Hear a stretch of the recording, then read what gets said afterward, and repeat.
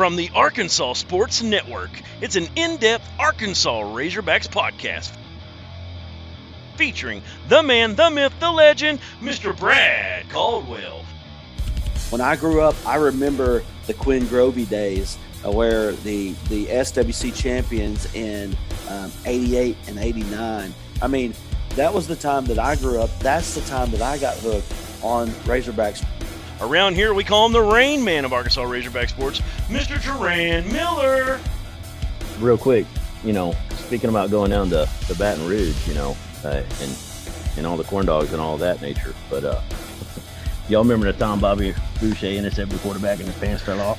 And finally, he wears his hair upside down and he pushes all the buttons, Mr. Bill Harshaw. When you look at the Razorback athletic program across the board, Hunter Yurichek's got this thing moving in the right direction because these kids are looking at Arkansas athletics going, hey, Arkansas is the place to be, and we haven't had that in a while. Everyone get ready, because you're now connected to the Razor Wire.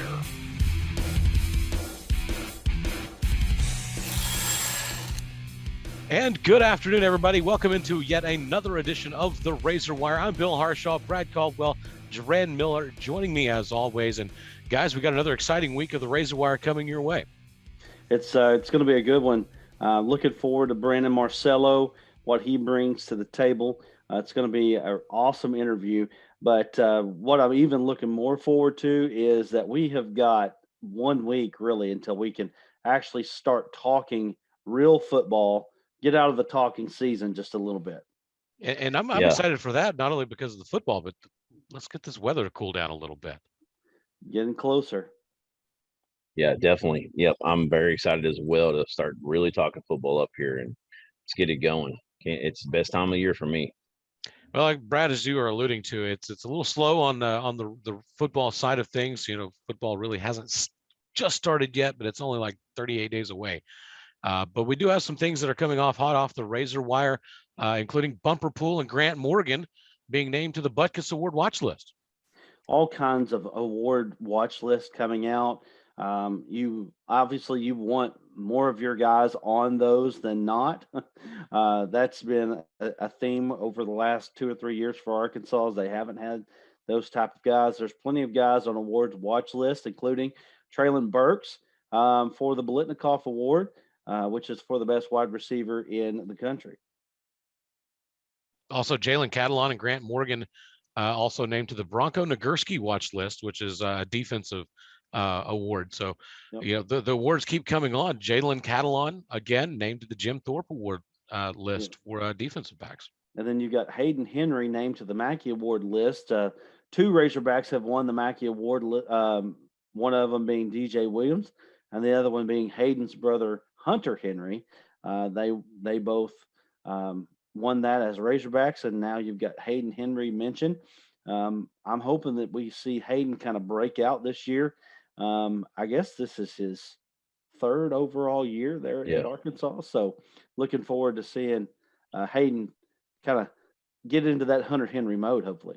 Right, and we got Ricky Stromberg, who's made that full-time move to center, and looks like he's going to get the starting job, and he's been named to that Remington Award watch list. So big things there, and we also got Traylon Burks and Jalen Catalon, preseason All-SEC award as well. So big things right there for the Razorbacks, and it's always nice when you're getting those awards in different categories of your team. Different places. You got the O-line, wide receiver, tight end.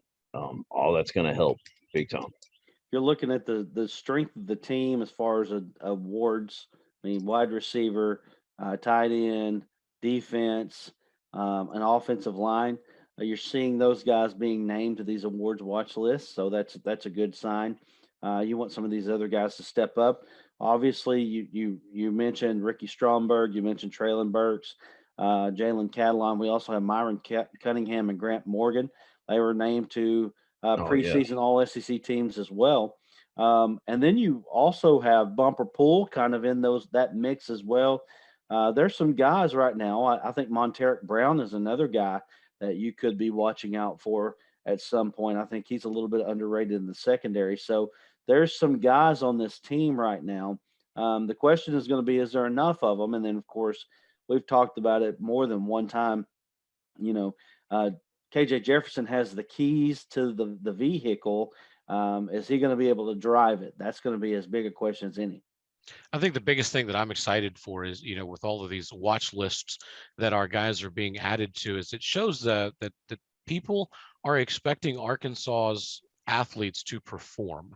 And if these guys, if even half of these guys win the award that they're on the watch list for, I think Arkansas is in for a good season, because that tells you that if they win that award, these guys showed out, and we need more of those guys to be doing that. I think you're right. And at least being in the talk of them later in the season, I think it also says that Arkansas is being successful. The more successful your team is, the better chance that you have of winning awards. There's just not very many below 500 teams that you see, such as if Arkansas went 5-7 this year, Traylon Burks is probably not winning the Blitnikoff Award, even if he is the best receiver in college football. So the later that Arkansas guys can stay in means that Arkansas is having success. Right. And if they are on those lists at the end of the year, it also means that they didn't get injured. And that's the biggest key for Arkansas is, we've always had a few pieces here and there, some talent, but we don't have the depth that some of the other teams at the upper echelon have. So, if we can keep them healthy as well, that would be huge. Absolutely. Depth is one of the biggest things that Arkansas is focused on over the off season. It definitely bit Arkansas last season, particularly in that LSU game, where we didn't even know if we were going to be able to play that game because of COVID and low numbers. And so the depth was definitely an issue for Arkansas last year, and hopefully that'll continue to improve. Hopefully so. And hopefully you won't have the COVID issues that you've had. I know that they're reporting an 85% vaccination rate on the team. So, Greg Sankey came out and said, that COVID issues on the team would be forfeits. I guess what he's saying is the vaccination is good enough that you shouldn't have that kind of transmission on a team to where you can't play. So I don't know. We'll see. Numbers continue to rise as far as COVID issues go. So, it's going to be interesting to see how all this plays out. Yeah, and I recently heard they're saying Arkansas is now at 89%. That's the latest update. That keeps going up every couple of weeks. So I mean, it looks like we're at least that's going to help, because if you're not vaccinated, those when you get it, you got contact tracing. It can knock more guys out. So they're hoping to do away with that. Because this year it's a forfeit. Last year you had all the leniency on it. As of right now, anyways, it's looking like it's going to be a forfeit. So if you can get 90% or higher, 85% or higher is kind of the goal, then you have a good chance of not missing any games, hopefully, because the contract chasing is what really knocked a lot of guys out last year, because one guy might get it, but he knocks 9 guys out because he was, in close contact with them. Of course, the other big news that's really national news right now is Oklahoma and Texas wanting to join up the SEC. And, that's something that when Brandon Marcello comes on, we're going to really hit hard. But what are your guys' thoughts on that, just kind of leading into Brandon Marcello joining the pod?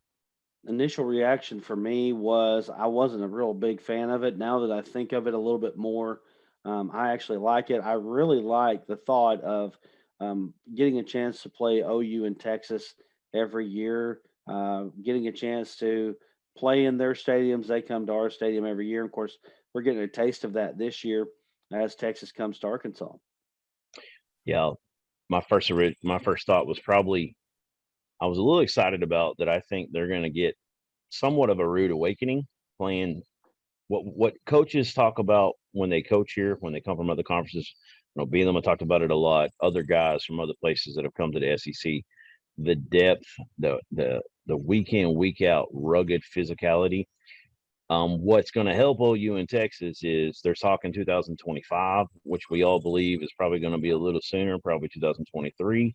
They'll probably buy out those last couple of years of that TV contract and come on over. But I think if it's all voted on and it's agreed, I do think they're going to start. They understand that, coaches do, that it's just a different league. And I think they're going to start recruiting. They're going to have a little bit of a heads up. So they're going to be a little bit ready for that by the time they actually get here. And, we'll talk about that more later with Brandon. We'd like to welcome in Mr. Brandon Marcello of 24/7 Sports. Brandon, it's just great to have you here on the Razor Wire. Thanks for having me, guys. It's been pretty sleepy summer. Nothing's been going on. Right.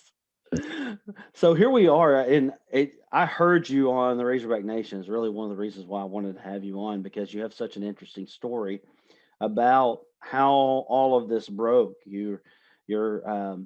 You're interviewing the SEC commissioner, and the minute that this stuff is breaking, tell us a little bit about that dynamic and how that shook out. Yeah, I had a one-on-one with Greg Sankey scheduled all week, and sitting in there, we're talking on a multitude of topics. We're mostly focusing on scheduling for football in 2025 and beyond. And that news breaks. I guess it breaks at that time, but I'm not looking at my phone. I'm getting a text from a colleague of mine going, "If you're still in there, you need to ask him about this. This is huge." I wasn't looking at my phone. I was trying to be polite to Greg Sankey, and we walked out of the room, and I looked at my phone and went, "Oh, expletive." And had to go chase him down and finally get a comment. And he said, I'm only here to talk about the 2021 season. And I joked with him. I go, "We were just talking about 2025 in there." But failing on my part. From now on, I'm not going to be polite, because obviously Greg Sankey's been hiding this for quite some time. It's Right. like nothing's been going on. So I'm going to be looking at my phone at all times now whenever I'm talking to someone. Sankey pulled a Marshawn Lynch on you. I'm here so I won't get fined, right? Yeah. Yep. Well, so it obviously is big news. Huge. I mean, you talk about conference realignment. You go all the way back to 1992 when Arkansas moved from the SWC. That was actually the first domino that really fell to kind of make this happen. I know it's 30 years down the road, but that's what started this dynamic. So here you are now, and you're talking about two of the biggest players in college football wanting to come to the biggest player in college football. And I mean, it's as big a shakeup as there is in any sport, right? Yeah. This is the biggest shakeup we've seen, I think, when it comes to any conference realignment over the last 30 plus years, as you said. I mean, and that's what gets me about what we're doing going forward. Everybody going, "Well, what are the other conferences going to do?" We're going to see super conferences, 16 teams, 20 teams, 24 teams. And I'm like, what makes you think that's going to happen? Just because the SEC is expanding doesn't mean these other conferences will be able to expand to a point where they're making more money as a result per school. I mean, no one's going to be able to add someone the equivalent of Texas and Oklahoma to their conference. Number two, the SEC wasn't actively pursuing them. Texas and OU came to them. And like I said, if you're the Big Ten or the Pac-12 and you just expand for expansion's sake to have numbers, that's not necessarily viable from TV contracts and also from the revenue distribution among schools. It's not, you might go from making $40 million a year if you're a school from revenue to 35 million if you add too many schools. I just don't. I think we're making way too many assumptions about this just being a new day in college sports. So everything's going to be expanding. And heck, the Pac-12 commissioner, George Kalafkoff, who's new on the job, he said, just because someone's going to 16 doesn't mean we're going to go to 16. I mean, they'll listen to people and look at their options. But, I mean, do you think the Pac-12 is going to be sitting there going, or for that matter, the Big Ten going to be sitting there going, "Ooh, we get to add Iowa State"? No, they're not going to be very interested in that. Yeah, and I do wonder what happens with all of the rest of the Big 12. I mean, there's not really any major power players there. I mean, you could throw Baylor out there; they're basketball power, but really football wise, they're really not a power. They've had their run. Iowa State has great coach right now, and has a good football team. But what are they? Kansas is junk in football. Kansas State is not far behind that. Where do you see this shaking out for the rest of the Big 12? Well, it's every program for itself, and I could tell you from talking to several people in the Big 12 that they're looking around, seeing what their best options are. I mean, publicly they're having a united front that they're all there to keep the Big 12 alive, and they'd like to see that. But the options are pretty limited. And the truth of the matter is,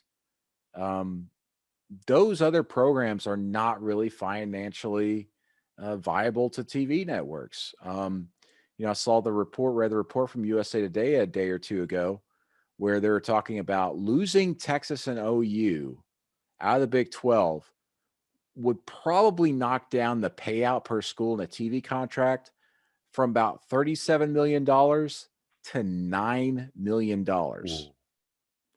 Wow. So take that into consideration when we're sitting here thinking, yeah, maybe Kansas will just go to the Big 10 or Iowa State will go to the Big 10.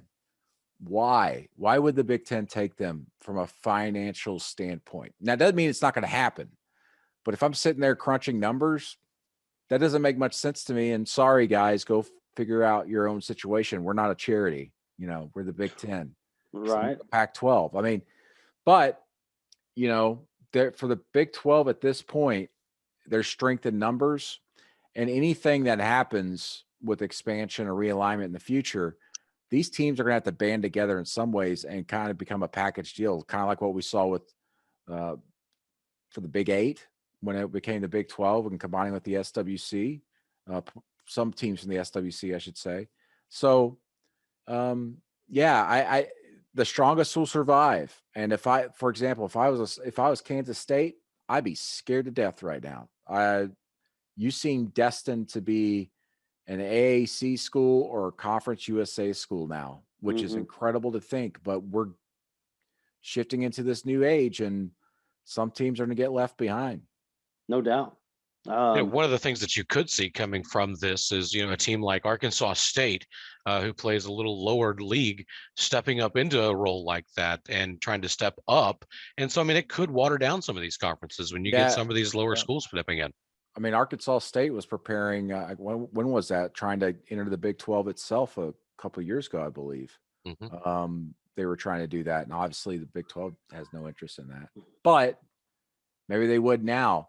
The Big 12 is going to have to exhaust a lot of options, and they better figure it out quickly. This isn't something they can figure out in 2 years.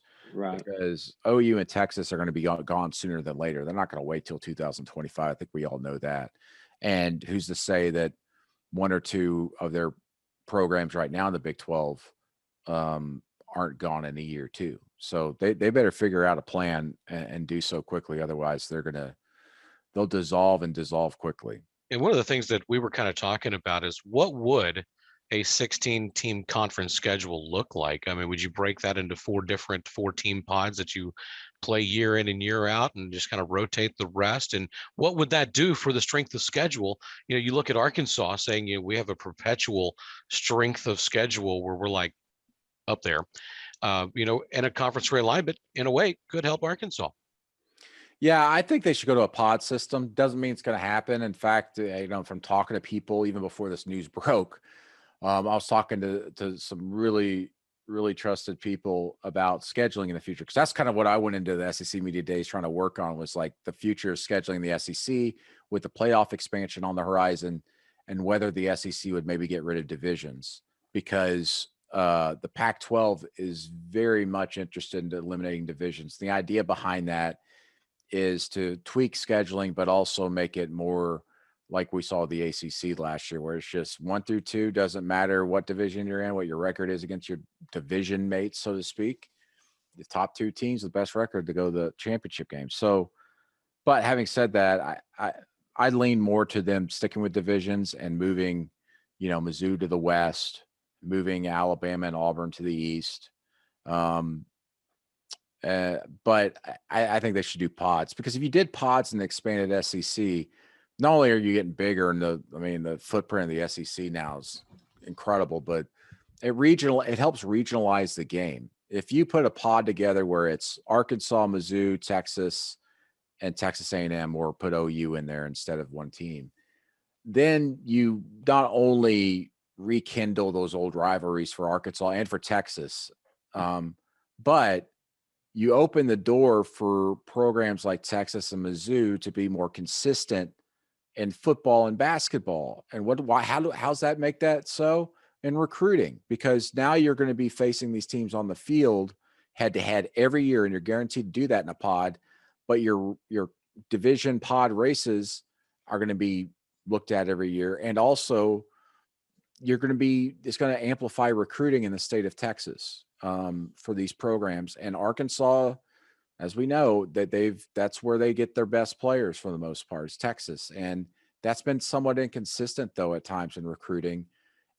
But focusing it more on a divisional pod like that helps Arkansas and Mizzou from a recruiting standpoint in the state of Texas. Because even Mizzou, their recruiting has fallen off in Texas, and they've actually started focusing more on Florida since they joined the SEC. I think this is a good way to not only regionalize the game when it comes to scheduling and actually watch what we see on TV and we talk about pod races and everything, but I think it would help recruiting for all those schools and kind of, I guess, raise the level of everybody. Yeah, I think that you're exactly right on that, Brandon. It would definitely it would almost be like you could put the pods would be like the Southwest Conference version of the SEC here in a roundabout way, without saying that. But you could have Arkansas, Missouri, Texas, Oklahoma, possibly, however that plays out. But I totally agree with you on how it would regionalize the recruiting, and I do think it would help Arkansas. A lot of people look at it as a negative, but I think there's more positives in this if you really look at that. And that's kind of the whole saying when we go down to Fort Worth every year and or Arlington and we play, A&M at Jerry's World, is that's part of the thing they've always said, hey, that's part of the recruiting angle. We're going to be here for this game every year. So, in a way, you can think about it that way. But one thing I want to ask you is what your thoughts are on, I got a lot of friends that are Texas guys, people I work with, things of that nature, Oklahoma guys.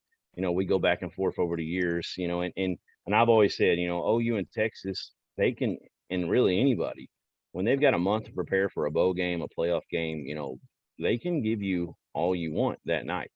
But the difference in playing an SEC schedule, like a West schedule, compared to when they're playing Kansas State, Baylor, Army, losing to them or struggling to them in non-conference.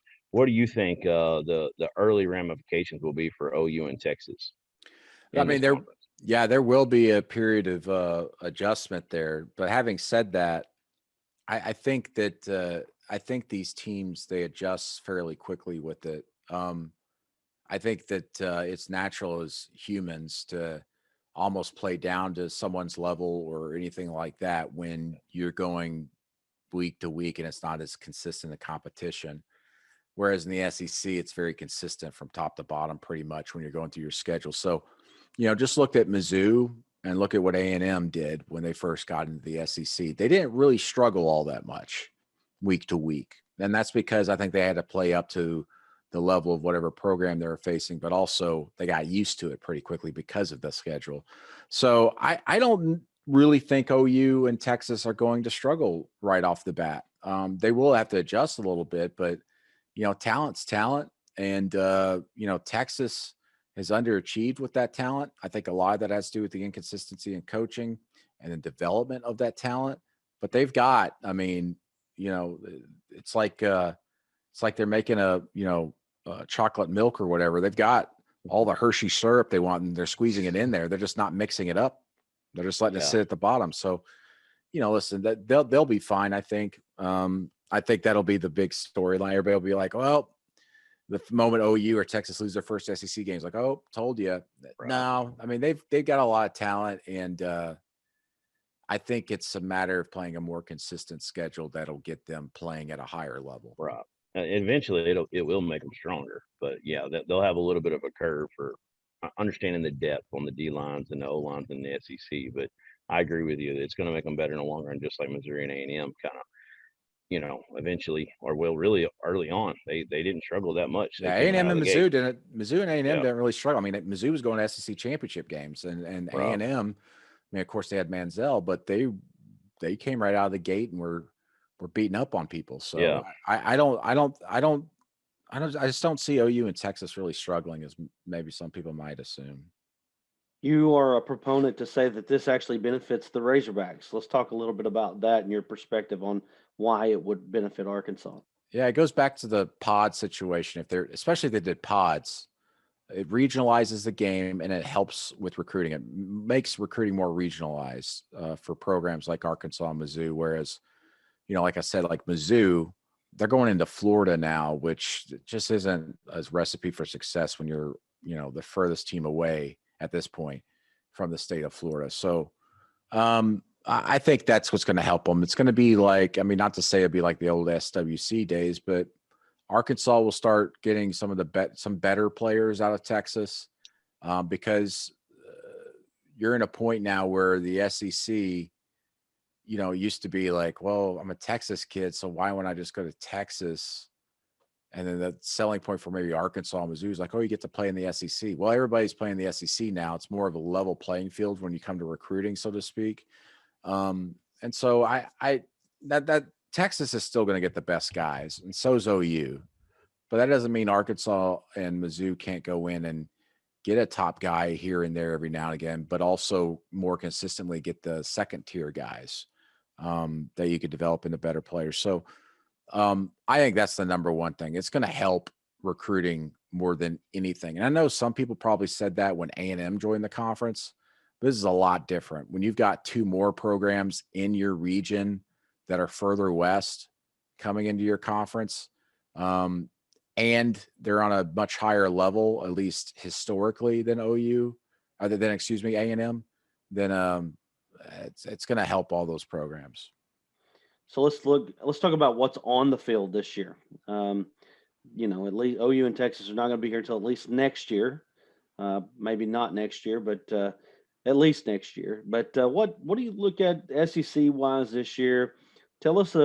Let's get some of your maybe surprise teams this year. Who might surprise? We can talk about the Georgias and the Alabamas. They're always going to be there. Florida's going to be good. Who might surprise this year in the SEC? I think Mizzou could challenge to be number 2 in the SEC East, maybe number 3, but probably maybe number 2. I like their offense, what Eli Drinkowitz is doing there, and if their defense just gets a smidge better than last year, that's a team that could compete in the East, and they won't win it, but they could be finished second. Ole Miss is along those same lines to me, though my opinion of them has dropped a little bit over the last few weeks. Defensively, same thing. Like if they can just improve upon, they had a historically bad defense at Ole Miss up until the last 2 or 3 weeks of the season. And if they just improve a little bit, that's a team I think that could challenge to win 8 or 9 games this season if they somehow get that defense together and that offense continues to play at the level it did last year. Maybe Arkansas, but I'm not as high on them over the last month or so after obviously Mike Woods leaving the program. And I wonder if the defense will be as strong as it was at times last year, just because, they played a lot of zone last season and that really kind of played in their hands with the programs they were facing. But I think teams are obviously going to adjust to them after the first year of the Barry Odom era. Goodness, Mississippi State and even Ole Miss, especially Ole Miss, they walked in that game not even expecting Arkansas to play the way they did and scheme them the way they did. So I think things will change a little bit for them from that perspective. But yeah, my top 2 teams for a surprise maybe are Mizzou and Ole Miss. And I think LSU should challenge for 10 wins this year because they're just loaded. They got all the talent. They got a lot of kids coming back. They're refocused, but that's not something I'd be willing to bet on. So, but those are like the 3 teams I have my eyes on outside the regular and the usual folks. The usuals. Let's talk about the usuals real quick. Obviously, Alabama. I feel like until Nick Saban leaves, you can pretty much pencil them as 1 or 2 in the SEC West, mainly 1. Georgia, right up there. I think Georgia was the pick to win the SEC. Am I right about that? Yeah, they were the pick to win the SEC East. Yeah. Okay. So what do you see between those 2 teams right now? Well, to me, the window for Georgia to win a national championship is this year. I think it closes again next year. And I say that because I just don't think they're going to have the type of quarterback that they need to be elite with JT Daniels. I think JT Daniels is an elite quarterback. He gives them some experience there. He's been doing this for a while, and we saw what he could do in those last 4 games last season when they finally put him on the field to play. They've got weapons everywhere. Their defense is going to be great. This is the year to do it. I think the window closes. And last year, I'll toot my own horn. Last year, I said the window for Florida to win the East was last year, and it was going to close in 2021. And I see the same thing, but on a bigger level for Georgia. Alabama, their receiving core, it's talented but it's not really getting a lot of love. I mean, Ohio State's got by far the best receiving core in the nation on paper.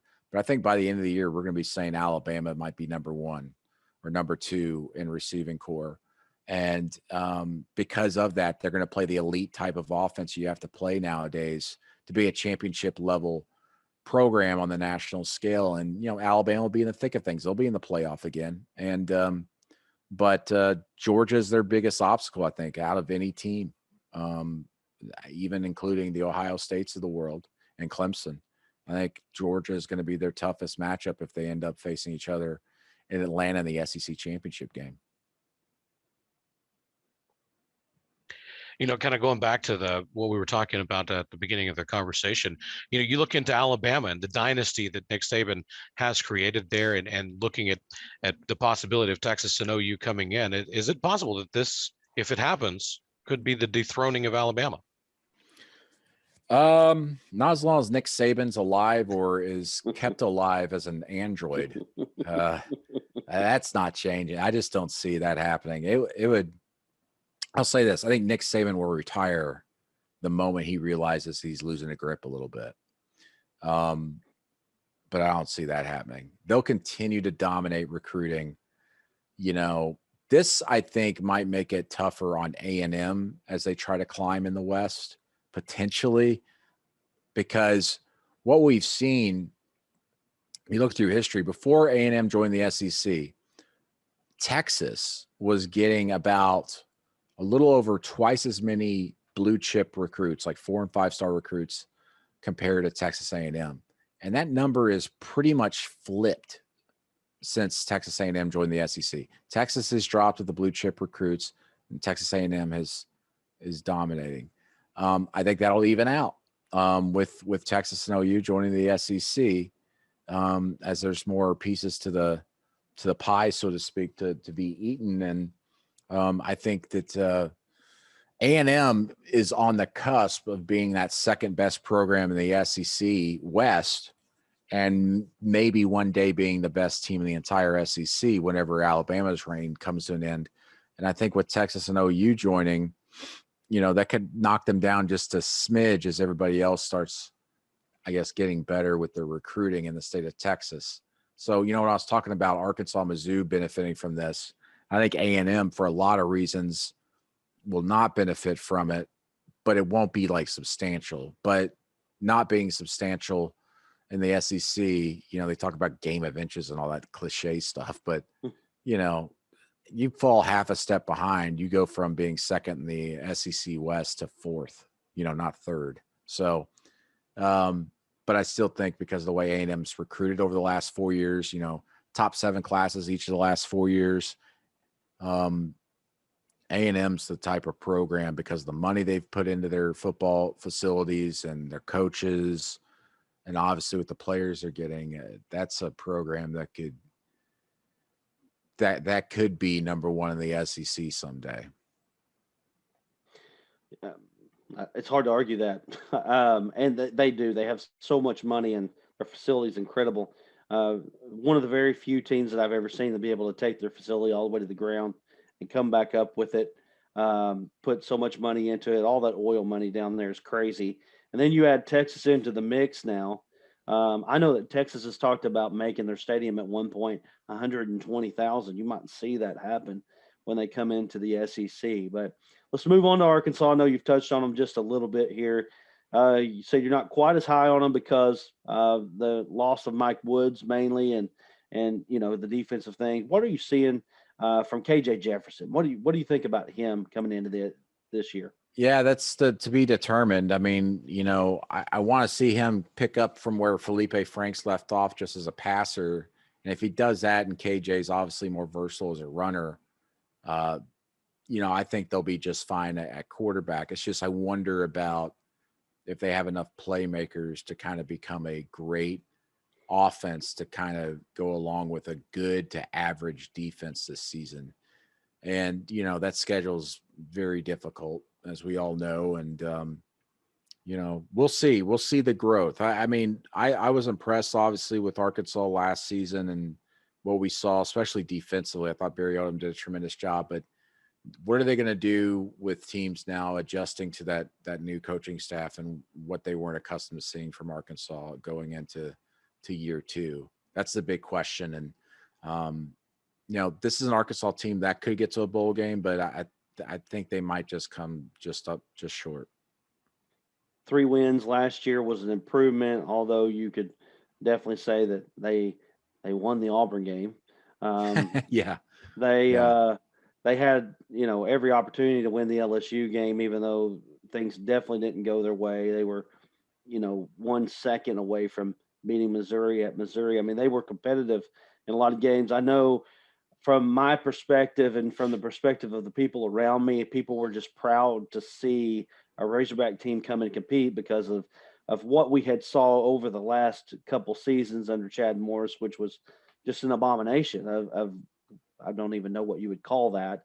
But I think 5 wins is a step in the right direction. Obviously, Sam Pittman is a guy that is beloved right now. I love his demeanor and that sort of thing.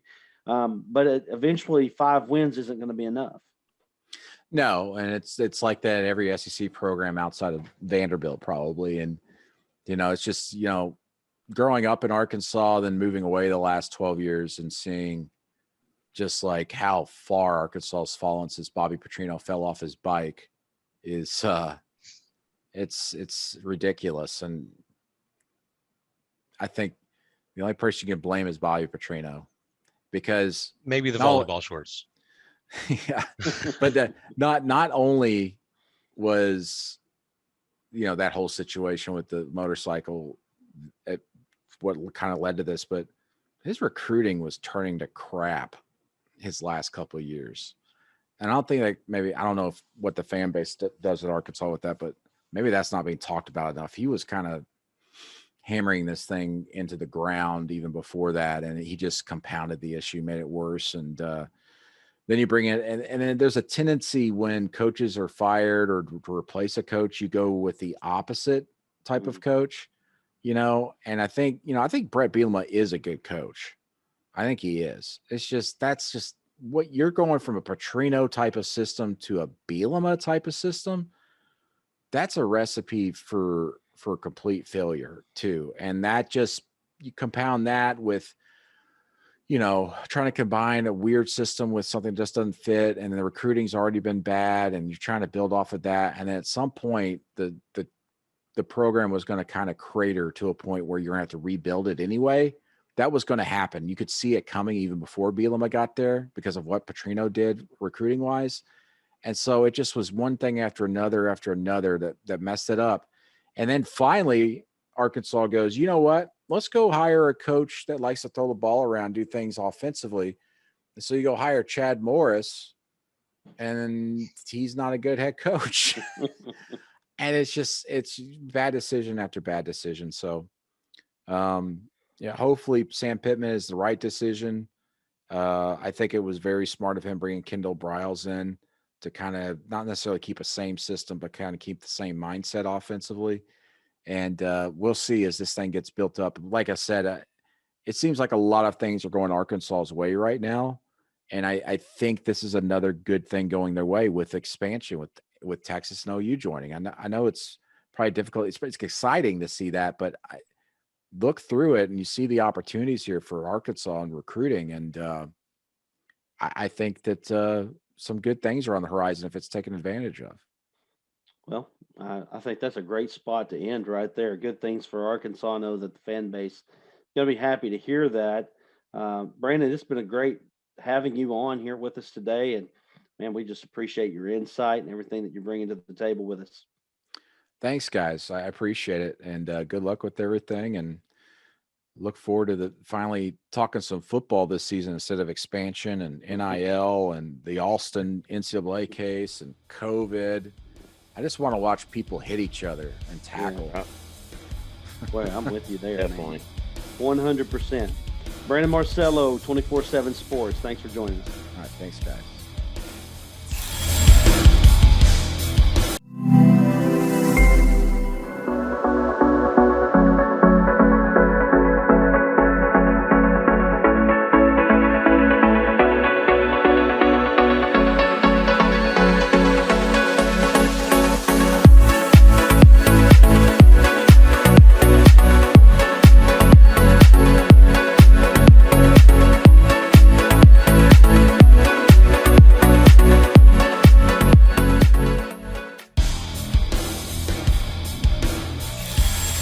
So I want to thank Brandon Marcello for joining us here on the Razor Wire. Definitely a great interview there with Brandon, and a big time reporter on the national stage for us.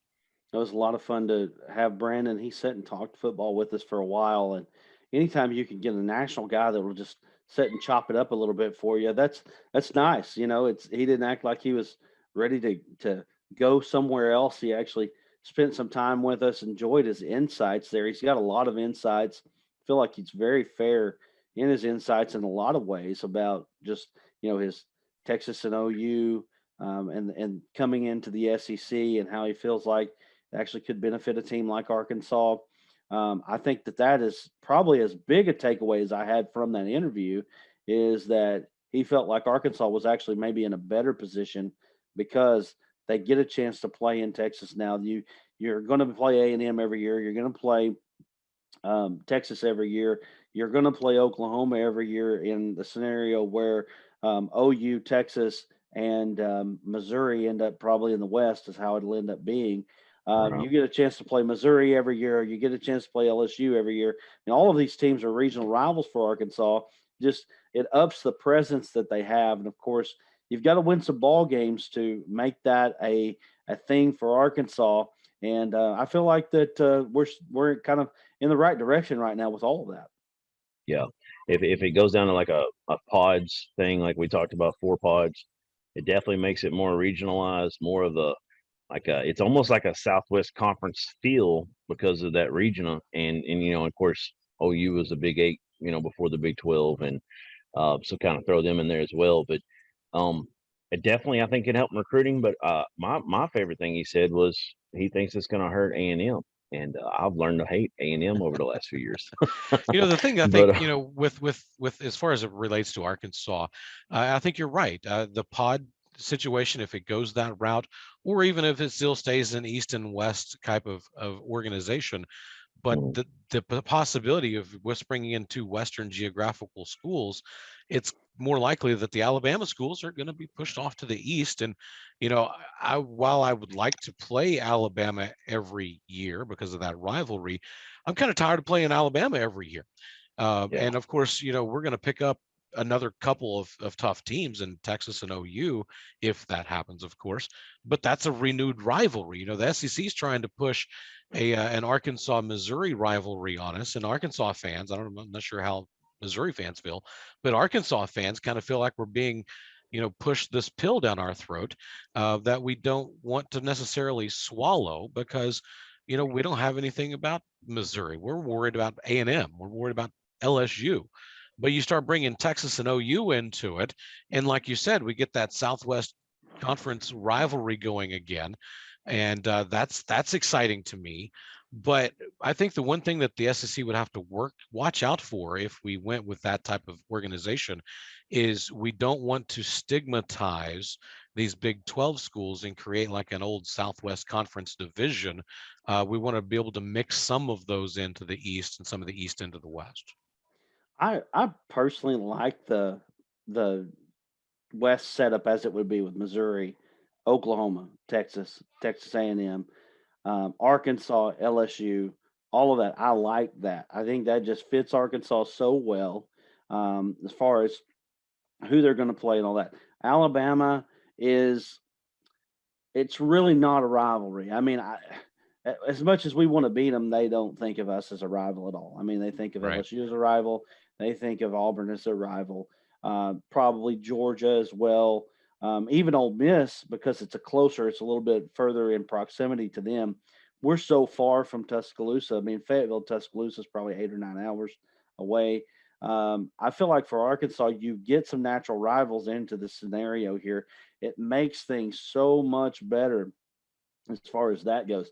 I mean, think about this. I mean, Norman and Fayetteville are about 3.5 hours apart. I mean, that is an easy drive for anybody that wants to go over there and watch a game. I mean, think about the fact that right now Ole Miss is prop well, I think Missouri is now, but Ole Miss in your division is your closest rival at 5, 6 hours away.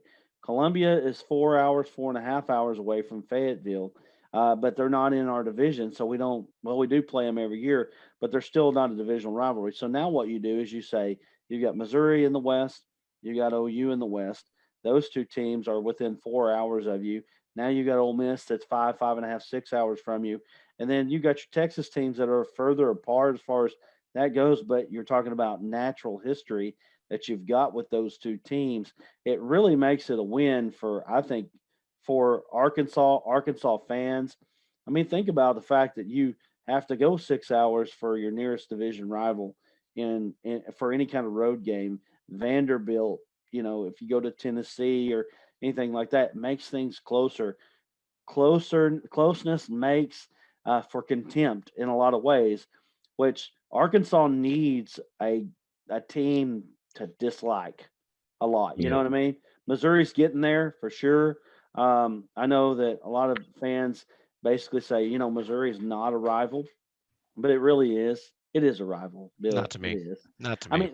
mean, here's the thing, Bill, is that we say that Missouri's not a rival. They kick our butts every year. So really, they're not. They aren't a rival, but it's because we can't hold our end of the bargain Nah, every when I year. think of rivals, I think of LSU. I think of, Yeah. I'm going to be looking at A&M. I'm going to be looking at Texas. Right. But Those are none of those teams look at Arkansas's. Arkansas that way. No, That's the problem. maybe I mean, LSU in a way. okay, so LSU. So let's go back to LSU. LSU was kind of a natural rival for us. It was a team that we played every year at the end of the year. What happens? Texas A&M comes to league. What do they want to do? Want to ditch Arkansas and play LSU at the end of every year now. They I mean, The made it SEC. known. The SEC. Well, I know, but LSU started that. They made Yeah. it known we don't want to play Arkansas here anymore. So what does Arkansas do? They get the boot, pun Right. intended, right? And so LSU doesn't think of Arkansas as a rival. They think of Ole Miss as a rival. They think of Alabama as a rival. They think of Florida as a rival. They don't think of Arkansas as a rival. They don't even want Arkansas to be a rival. They want A&M to be the rival. That's why they play them on Thanksgiving. Yeah. This is perfect. To me, it's a perfect scenario for Arkansas to be able to get some natural rivals, including Missouri. I agree with you. I would much rather be a rival with Ole Miss. I'm sorry, with LSU. But right now, Missouri is the rival. Right. Well, I agree with you. What most you're saying. I will say that LSU. I think they also wanted to move that game because I mean, if you think about it, how many times have we beat them over the years when we shouldn't have beat them? You know what I'm saying? I think they were sick of playing us the day after Thanksgiving. We spoiled a lot of Thanksgiving weekends for them, They got and tired of I, playing on I on the think corn I dog think there was a bellyache. little bit of that, and they wanted to move it. A&M. There's money, money there. There's more things involved, but Pittman said in his in the media days that Missouri's our biggest rival. When he said that, I'm like, oh. And I get it, and he's right. When he left, last time we beat him was when Alex Collins was here, and it was his last year, Pittman's last year as the O-line coach. We've lost every time since, and Odom was part of the reason we lost. And now he's with us. We should have beat him last year. Couldn't hold on there at the end, but it. I'm sick of Missouri. It's definitely ratcheted up a little bit for me. I'm ready to beat them, but I don't have a disdain for them like I do LSU, like I do Texas, That's what I'm and saying. That's what I I'm have saying. more disdain for OU, and we don't even play them than I do Missouri. I'm sick of losing to Missouri. And I'm going to tell Yes, you right now, you want to know what's going to ramp the Missouri rivalry up? It's their coach, the boy from yes, Alma. oh yeah, He's really good at talking smack. all And a right, guy yeah, that I know, I've known Eli for a long time now. I'm not saying I'm best friends with Eli by any means, but I went to school with him at Arkansas Tech. I can tell you he's the same guy that today as he was 20 years ago now. He's the bravado has Yeah. always been there with him, and he loves to take jabs at Arkansas, and he did that in the SEC media days. He don't love And that helmet. no, he don't. And honestly, looking He didn't back, call that play either. he never was. He never really was a Razorback guy, even back then. I hate Missouri worse now since you said that. But you mentioned SEC media days, and that did happen last week. And Sam Pittman talked in that interview about a lot of things, but one of the things he did talk about was the need to develop depth, particularly on the defensive line. And here's what Sam Pittman had to say. I think the first half of Georgia, that was the first game. I think that built some confidence. I know we got beat by Georgia, but we were ahead at half. It was our first all-together game. Then we go to Mississippi State, and we left some kids home, to be honest with you. And I'm on the bus or on the plane, and I'm worried like crazy about it. And in my mind, I just go, all we got is all we need. If we go out and play well, we have a chance. I kept preaching that to our kids during the Friday night sessions, and obviously on Saturday morning it was a night game. And then, I didn't really know. I knew we hadn't won, but I didn't, I don't pay much attention to it. I'm just trying to get the best team we can out there. And then after the game, when you go in the locker room, some of the kids are crying and some of this thing. It was a big deal, and we turned that damn jukebox on, and it was fun. Number one, the players we had to get better. And not only better, but bigger. I mean, we've had, like Zach Williams was playing around 2 1/4, 230. And, the guy blocking you's 350 pounds, 330 pounds. It's a mismatch. He's around 265, 270 at this point. So we had to improve what we had first. And I think we did a really good job with that. We obviously have to recruit well. But then that was probably the only position on our team that I thought, help, we need it. And we went out, and it's nothing against the ones we had. It's just we needed it either in the depth department or in starting department. And we went out and, in our opinion, got 3 as good of options as anybody probably could have had in the country. If they say, hey, I want to go out and get 3, okay, we got these 3. We got 3 pretty good players. I know about Trey and Marcello because Trey was given Isaiah Wynn and and Andrew Thomas fits when we'd play Missouri, and they were both first rounders, and he was giving them a tough battle.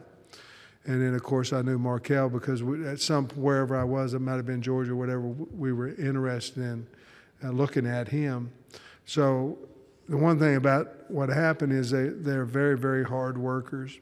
And, of course, then John Ridgway elected to go in the portal from Illinois State. He was a state champion heavyweight wrestler. He's a big old kid, 6'5", 3 1/4, and has some athletic ability. That if we can shore up that part of our defense, which along with the ones we have, Dorian Gerald, and there's a lot of kids that are coming back as well, Eric Gregory, Isaiah Nichols. I think we can have a fine defense. I think we just want to be better, and obviously if we're quite a bit better, we'd like to be that. But we want to be better. If we can just keep growing our program and winning, beating more people, you can use that in recruiting. You can, well, why are you considering here? Well, we were fortunate, but we won that game or whatever it may be. And the more teams you do that in your tenure, then a lot of times you can do better at recruiting. But I just want to play hard and have our players better prepared, bigger, stronger, faster, and then the results happen on the field. For me, each year, if we can just continue to improve, then I think at some point we'll have some huge success at Arkansas. I think anybody admires humility, honesty, and with that, a little bit of self-confidence. I think anybody, I always say the man makes the man. The job doesn't make the man. Just because I'm the head coach at Arkansas has not changed me since I was the head coach at Princeton High School in Missouri. It doesn't change me as a person. It might change my bank account. I think people respect that, you know. Changed my bank account a lot, by the way. But I think that's where, you know, I think I fit in at Arkansas because I think people feel like I'm one of them, and I want to be one of them, and I want to fit in at Arkansas. But I think that's probably part of it, and I'm probably the most well-liked 3-7 coach in the history of football, and I'm very grateful and thankful for that. So again, Sam Pittman there, SEC Media Days, and you know, what do you got to think of? What do you think about what he says? I mean, he's definitely a salt of the earth guy, and that was a term that was used a lot at SEC Media Days, and I think he's endearing to fans. I know I love the guy. 3 wins be damned. I love Sam Pittman. I think that he's definitely the right coach for the job, and I like that he seems like the type of guy that if I'm grilling burgers in the backyard on a Saturday night, I'd like to watch the game with him.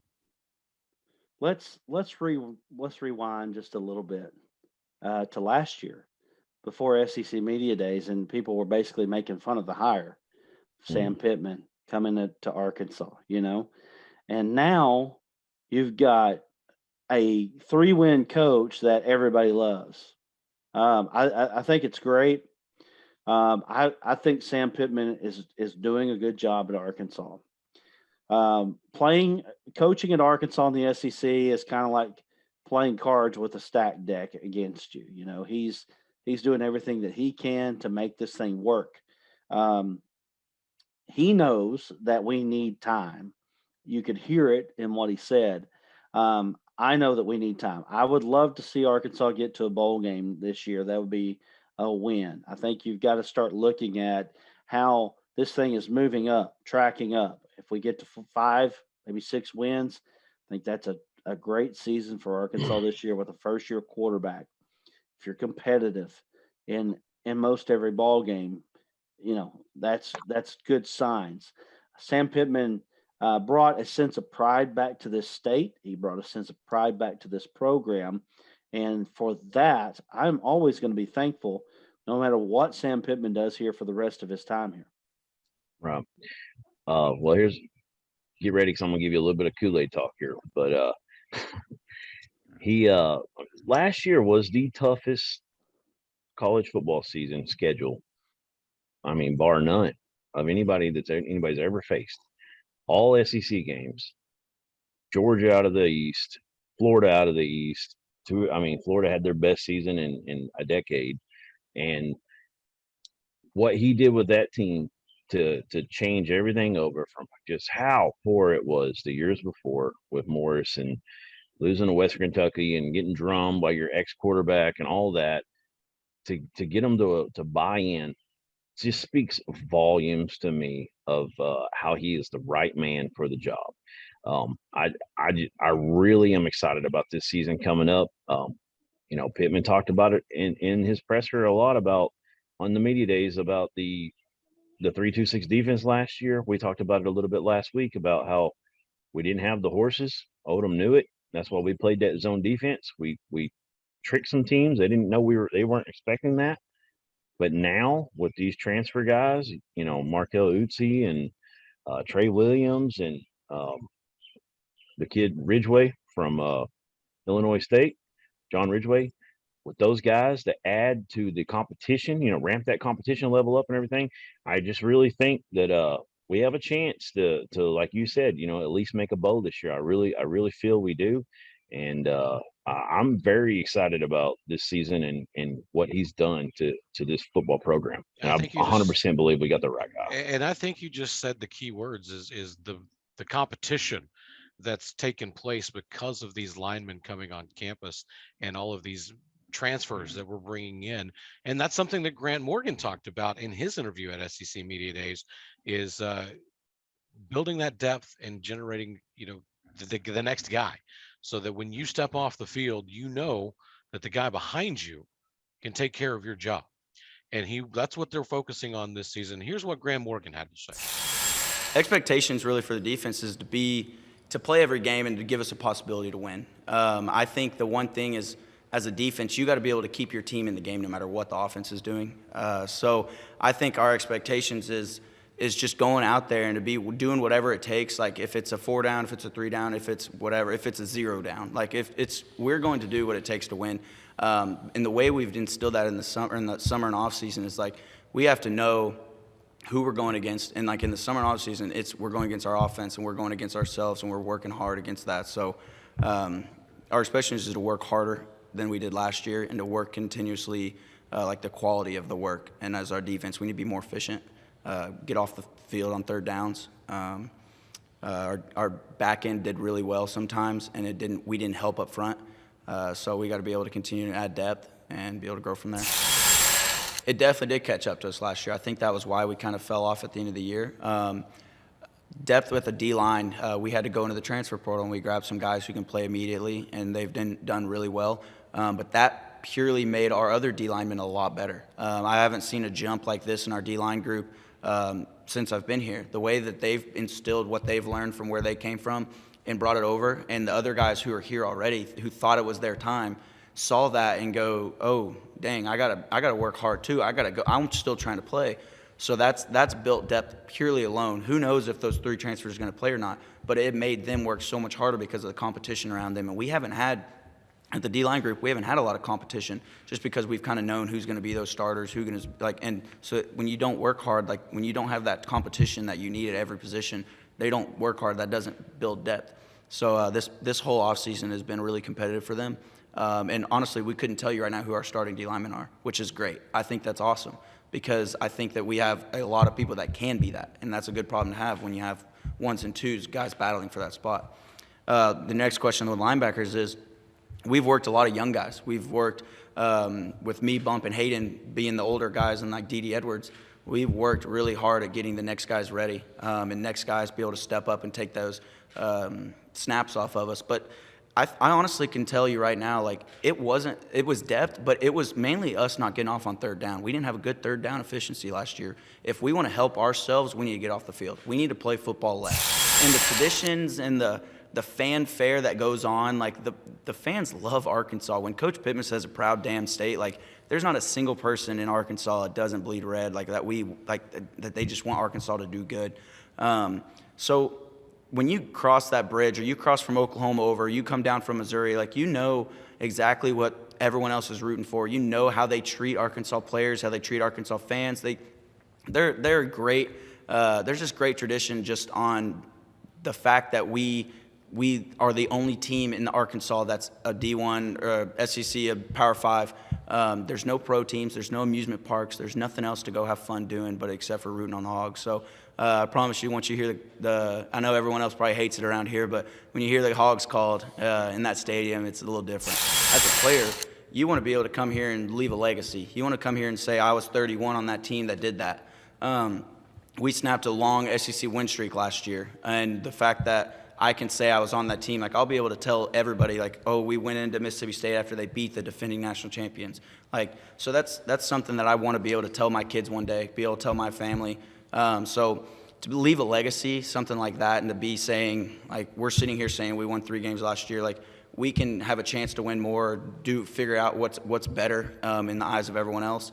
To be able to say I was a part of a team like that, or I played for Sam Pittman, who knows, he could end up being a really great coach at Arkansas. So, like, on the plane ride over here, we were talking, he was like, I'm not smart. He goes, I just work hard. And, like, that's the truth. Like, he may not be the smartest guy. I may not be the smartest guy, but we're going to go ahead and we're going to work. And the fact that he will go ahead and admit that he's not, he even said he's still learning about being a head coach. He's like, I'm still learning. He tells us that every day. He's like, I'm still learning to do this, but I'm proud of y'all and the way y'all are learning with me. So, like, the fact that he's not telling us he's Superman. He doesn't have a secret sauce waiting for us. The fact that we're just getting to work and going to work and we're working hard and we're bringing that blue-collar attitude back to Arkansas football, like, that's what we need to be. We need to be physical because that's what the Arkansas State is. We're a blue-collared state. We don't, like I said, we have no amusement parks. We have nothing huge there.